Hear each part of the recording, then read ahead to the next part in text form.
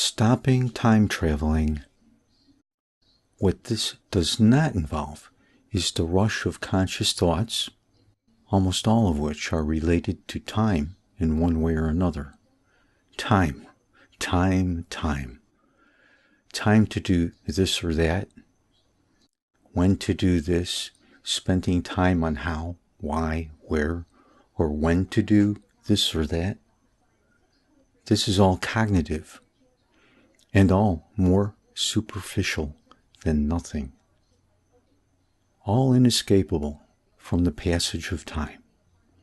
Conceptually, it becomes apparent that to move a thought, which is to move an image, a model, a concept, etc., through the mind, you are modeling the world. It follows mathematically that all motion is bound to time and inescapably ties neurology and cognitive awareness to it. Although it would be lovely to do so, I will not dwell on the physics of time, but will cite just a few of the fundamental concepts that have intellectually bound both us and the physical universe to time. These concepts include, in motion, velocity, which is distance per second.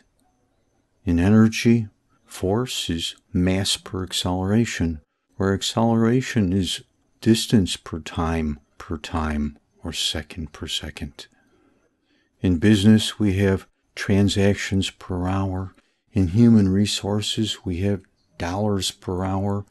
In TV and media, we have views per hour. The internet, hits per second. Economy, miles per gallon, etc., etc. A full moon comes once some 28 days, by definition. Electricity, 1 watt is a joule per second, or 1 bill per month. A tree, rings per year. A solar cycle, 1 per some 22 years.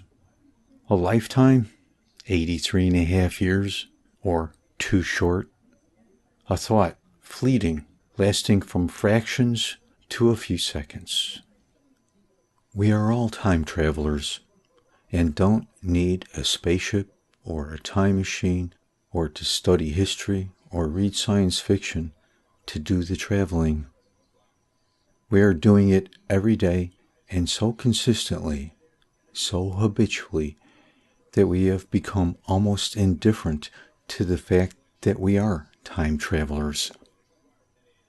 It is perhaps only when we are very young that we want to travel to the future to grow up, or when we are very old, when we want to travel to the past, or at least bodily stop our time traveling. There are, of course, many other examples, like vacations are too short, but we generally take that sort of thinking for granted. So, what is stopping time? What is timeless? Is it a thought? Surely not, for it runs the course of itself and of the idea it follows, which is itself motion, hence time. What about just an idea? Couldn't a thought be separated enough from the experience of life, recorded activities, etc., to be without event? But alas, for it to be comprehended, it needs to be tied into other thoughts and ideas to gain perspective. Is it pure memory? A neurologically recorded footprint that at one time was recorded but now appears unchanged? Well, we're getting closer here, but it's not really timeless for 3 main reasons. First, the memory was from another time. Secondly, to experience it again we need to have a reflective comparison of the memory to our current experience in order to realize it as a memory, which is that thinking thing again. Thirdly, a memory is most often a plastique thing, which changes slightly every time you tap into it, being tainted, if you will, by your history and by the myriad of current thoughts and feelings, which results in a changing mental image and impression rather than a fixed memory. Memories are alive, and they are thought about, so that's not it. Everything I have just presented has a causality or a relationship to something else. In other words, it has something to think about. Yet, we can begin to sense that the stiller the moment in mind, the more timeless that moment is. So, would projecting the mind's activities to a singularity of no thoughts, ideas, or memories produce an experience where there is no time progression? Could this be considered a moment where time stood still, and yet you're able to experience a timeless moment? Or is it the other way around?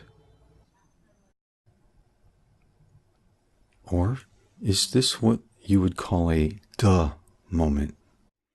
A mindless, dull, or comatose state? Very strangely, the nature of human consciousness possesses a quality that transcends the temporal realm, that is tangential to the thoughts, ideas, memories, etc. Its tool is awareness, and its nature is self-aware. In most of our waking life, we are very full of many thoughts and aware of it. However, we have neglected our natural talent to remain aware of the conscious phenomena itself. Rephrasing the question, then, of how to not be a time traveler, we might ask, is being aware of awareness and nothing else a timeless moment? Is it even possible? The answer is yes. Awareness of awareness and a timeless moment are both possible. However, its fundamental explanation is very esoteric. For one thing, its effect on your own human consciousness is at once both energizing and enlightening. In another regard, what it reveals to one individual in this state is the same in nature as that experienced by any other individual. The substance of the phenomena, however, manifests in each person's mind uniquely, reflecting their character and their soul. An affirmation: I am but a speck, a moment, a nothing. I am everything.